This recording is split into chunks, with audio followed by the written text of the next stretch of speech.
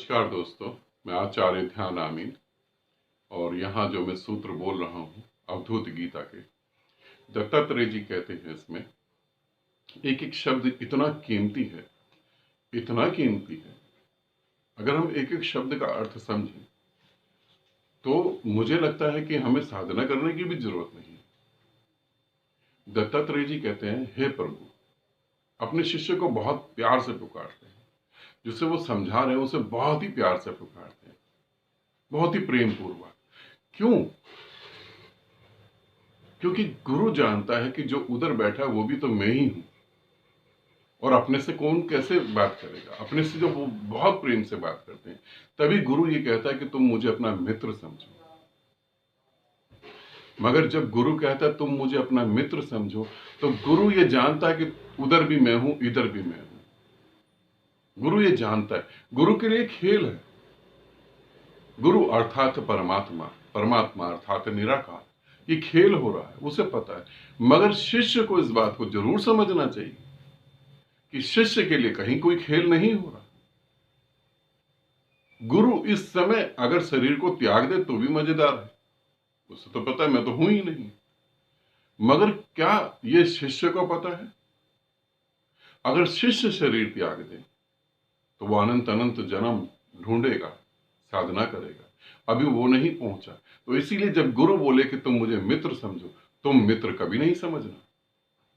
जब तुम गुरु को अपना मित्र समझ बैठोगे तो तुम साधना पद्धति से हमेशा के लिए चूक जाओगे। मन किस तरीके से काम करता है? शुरुआत एकदम अलग होती है, धीरे धीरे बढ़ता है, धीरे धीरे बढ़ता है। जब तुम गुरु को अपना मित्र समझोगे तो गुरु से हंसी मजाक चालू हो जाएगा, फिर तुम मजाक करने लगोगे। फिर गुरु कुछ तुम्हें समझा रहा होगा, उसे भी तुम मजाक में समझोगे। फिर कभी भी तुम गुरु की बात को नहीं समझ पाओगे। गुरु कहेगा चलो साधना में बैठो, साधना कर लो, फिर तुम कहोगे अरे छोड़ यार, साधना कल कर लेंगे। मतलब तुम्हें मौत का पता लग गया कि मौत आज नहीं कल ही आएगी, तभी तुम कह रहे हो कि साधना कल कर लेंगे। इस बात को समझना। तुम गुरु को मित्र नहीं समझना, तुम गुरु को शिक्षक ही समझना। तुम गुरु को यह समझना कि वो जो कह रहा है, अगर उसे तुम चूक गए तो जन्मों जन्मों फिर भटकोगे। तुम ये समझ लेना। जब एक पिता कहता अपने बेटे को, और ये चीजें धीरे धीरे बढ़ती है कि तुम मुझे अपना दोस्त समझो, और बेटा भी दोस्त समझने लगता है। फिर धीरे धीरे इसमें एक वो समझते हैं कि हम बहुत फ्रैंक है और बुद्धिजीवी हैं और हमें बहुत समझ है, हम देखो कैसे जी रहे हैं। फिर वो इकट्ठे बैठ के शराब भी पीने लगते हैं। और यहां तुम्हें पता है संबंध अच्छे नहीं बनते, संबंध टूट रहे होते हैं। यहां फिर वो कहीं बेटा अगर कहीं गलत प्रेम संबंधों में पड़ जाता है, फिजिकल रिलेशन में, तो पिता ये नहीं कह सकता कि ये तुम गलत कर रहे हो। मगर जब बेटी पड़ जाती है तब पिता कहता तू गलत कर रही है। यहां परिवार टूट जाता है। हर चीज की मर्यादा है, उस मर्यादा का पालन करना बहुत जरूरी है। तो गुरु तुम्हें अनंत अनंत तरीकों से प्रेम करेगा, तुम धन्यवाद के भाव से भर सकते हो, मगर कभी भी मजाक में नहीं उतरना, कभी भी उसे मित्र नहीं मानना। दत्तात्रेय आगे बोलते हैं सूत्र में कि हे मेरे प्यारे साधक, प्यारे मित्र, इसे समझ, तू प्रकाश रूप है, तू निराकार रूप है, तू नाश रहित है, तेरा नाश नहीं हो सकता। दत्तात्रेय की किताब में, अवधूत गीता में, कुछ और तरीके से ही चीजें लिखी गई हैं। मैं आपको अपने तरीके से बता रहा हूं। दत्तात्रेय अगर होते तो यही चीज आपको बताते, क्योंकि जिस समय उन्होंने किसको कहा, कहां कहा, वो अलग स्थिति है। आज अगर वो होते हैं तो वो इसी तरीके से बताएंगे। तो वो कहते हैं तो नाश रहित है। तो इस बात को क्यों नहीं समझता? तो इसका विचार कर। समझे, सारी कंफ्यूजन विचार से ही पैदा हुई है। तुम शरीर हो, यह भी एक विचार है। तुम वासना हो, यह भी एक विचार है। तुम्हें दूसरे के शरीर को भोग के तृप्ति मिलती है, यह भी एक विचार है। दूसरे तुम्हारी इज्जत करे, तुम्हें अच्छा लगेगा, यह भी एक विचार है। तो वो कहते तो विचार कर इस पर। कि तू देख, तू प्रकाश में है, तू निराकार है। फिर रात और दिन में तू भेद कैसे कर सकता है? समझें, वो कह रहे हैं रात और दिन में तू भेद कैसे कर सकता है? ये तो मन के कारण ही होगा। हम सोचते हैं समाधि घटेगी तो ज्ञान प्राप्त होगा और तभी सब होगा, मगर हम समझें कि अज्ञान क्या है तो भी समाधि घट जाती है। रात और दिन अलग अलग नहीं है। मन तर्क करता है, मन विचार करता है, और जब वो विचार करता तो वो चीजों को तोड़ के समझ सकता, वो चीजों को कभी भी एक होकर नहीं समझ सकता। तो वो कहता है रात है और दिन है। हकीकत में रात और दिन एक ही है। ऐसा नहीं है कि एक जगह हमारी इस पृथ्वी पर ऐसी भी है जहां 6 महीने रात होती है और 6 महीने दिन होता है। तो अगर ऐसा भी हो सकता तो एक जगह ऐसी भी हो सकती है जहां दिन ही रहता हो। यूं समझें, यूं समझें, उदाहरण देके समझा रहा हूं। एक जगह पृथ्वी पर ऐसी है जहां 6 महीने की रात है और 6 महीने का दिन। ठीक, आदमी की आयु को, आदमी की उम्र को हम 4 महीने की कर देते हैं, तो 6 महीने की तो रात है, आदमी की उम्र 4 महीने की हो गई, तो क्या वो कभी दिन को देख पाएगा? वो दिन को नहीं देख पाएगा। मगर सुने, वो शादी भी करेगा, वो आराम भी करेगा, वो काम भी करेगा, वो बच्चों को जन्म भी देगा, वो सारा काम करेगा जो हम कर रहे हैं। तो ये फिर क्या हुआ? और अगर समुद्र की गहराइयों में चले जाओ तो मतलब बहुत गहराई में ऐसे भी जीव जंतु हैं जिन्होंने कभी सूरज की किरणों को देखा ही नहीं है, वो भी ये सारे काम कर रहे हैं। फिर फिर तुम भेद कैसे कर सकते हो? दत्तात्रेय जी का सारा कहना यह है कि तुम भेद कैसे कर सकते हो? अगर उस प्रक्रिया को समझ लो तो तुम मन से पार हो जाओगे। फिर तुम कहते हो ये शुभ है, ये अशुभ है। ये शुभ और अशुभ क्या है? तुम्हारी कल्पनाएं तो हैं, तुम्हारी कल्पनाएं हैं।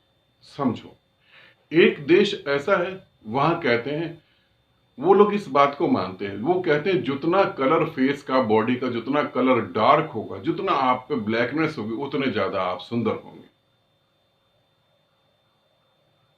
ये उनकी मान्यता है। और एक जगह ऐसी है जहां आप बिल्कुल गोरे होंगे, दूध की तरह, तो आप सुंदर होंगे। एक जगह इस पृथ्वी पर ऐसी है जहां लड़की को समझाया जाता है कि तुम्हें अगर फिजिकल रिलेशन करने हैं तो शादी के बाद, उससे पहले नहीं। पवित्रता, ये पवित्रता है। और एक जगह समझाया जाता है ये पवित्रता उस जगह की है, उस जगह कहा जाता है कि तुम पहले संबंध बनाओ काफी सारे लोगों से, क्योंकि जिसके साथ तुम्हें शादी करनी है उसे तुम पूरी जिंदगी संतुष्ट कर सको, ये तुम्हें पता तो होना चाहिए। समझें, ये भेद आपके मन के द्वारा निर्मित है। जिसे आप दुख कह रहे हैं, हो सकता है वो किसी के लिए सुख हो। और ये हो क्या रहा है? ये आपके अहंकार के कारण हो रहा है, आपकी मैं के कारण हो रहा है। और दत्तात्रेय जी का सारा फोकस है कि तुम्हारा मैं कैसे मिट जाए। तो भेद को समझो। जहां वो कह रहे हैं रात और दिन, उस भेद को समझो। रात और दिन कहीं भी नहीं है, अच्छा बुरा कुछ भी नहीं है। ज्ञानी इस बात को खेल समझता है, ज्ञानी इस बात को जानता है, आत्मज्ञानी इस बात को जानता है। क्यों?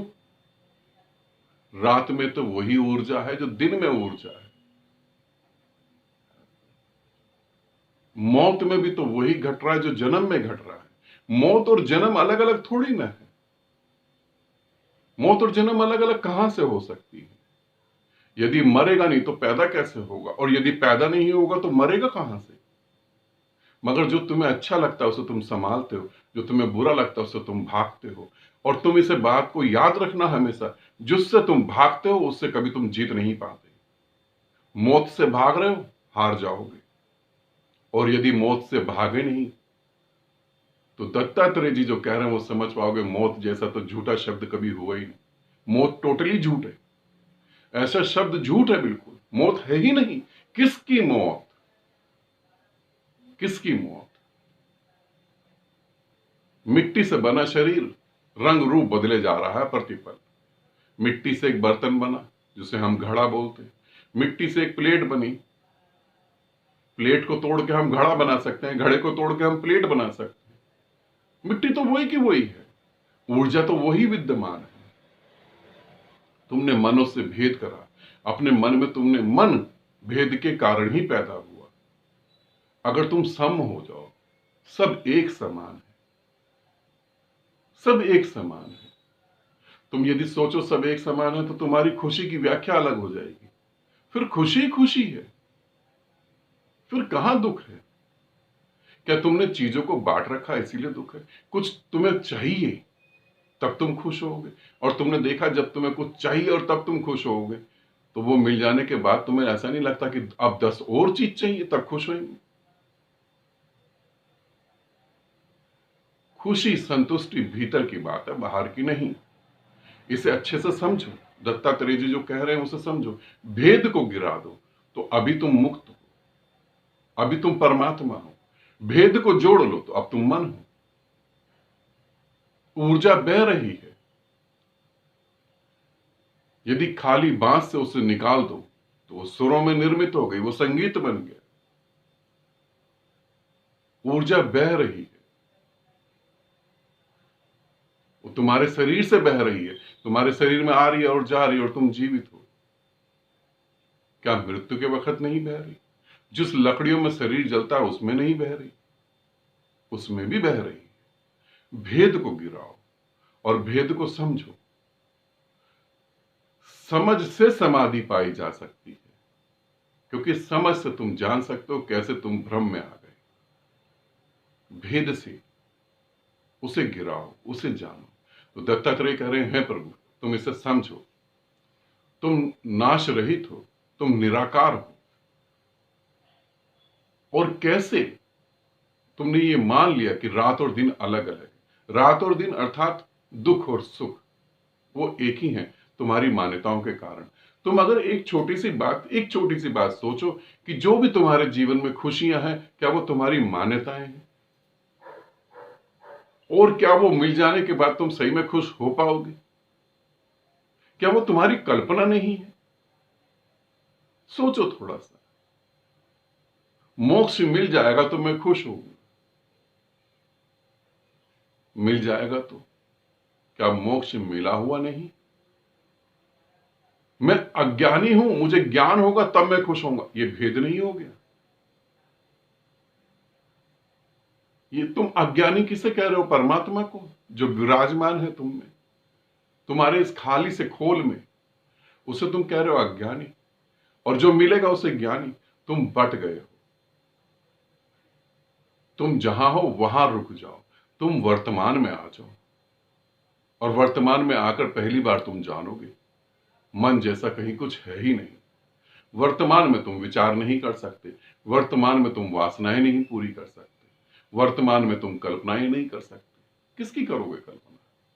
वर्तमान में आओ, और वर्तमान में आओगे तो तुम जानोगे तुम्हारा ही विस्तार है सब कुछ। आनंदित रहो, सदा खुश रहो। बहुत बहुत प्रेम आप सभी को।